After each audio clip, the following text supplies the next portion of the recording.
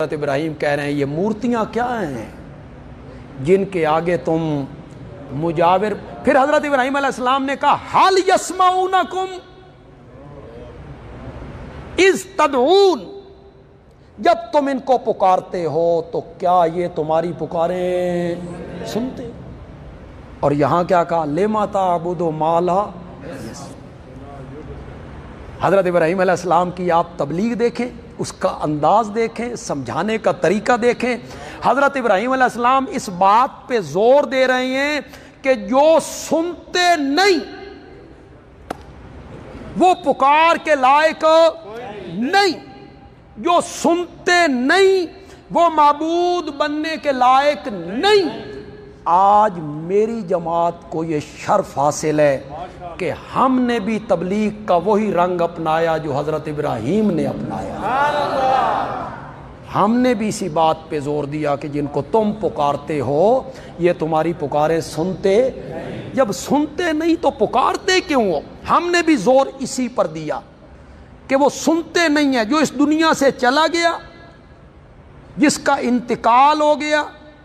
موت کا لفظ تو ذرا اچھا نہیں نا. انتقال، انتقال کسے کہتے ہیں؟ انتقال آپ کرواتے ہیں بھئی اس دا مکان میرے نہ ہو گیا، انتقال ہو گیا.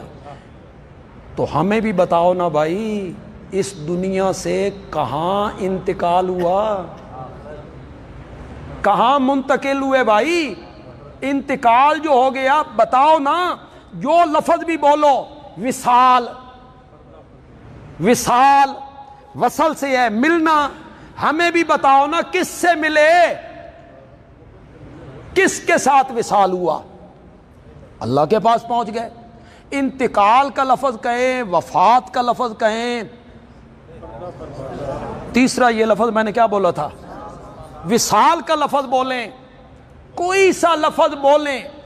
جو اس دنیا سے چلا گیا، موت کا جام پی لیا، اس کے بعد وہ دنیا، چاہے وہ نبی ہو یا ولی ہو یا پیر ہو یا شہید ہو یا کوئی عالم ہو، وہ دنیا والوں کی پکار بھی، پیغام بھی، سلام بھی، اذان بھی کچھ نہیں سنتا. کچھ نہیں سنتا، کچھ نہیں سنتا. قرآن نے یہ فیصلہ کیا انک لا تسمع الموتى.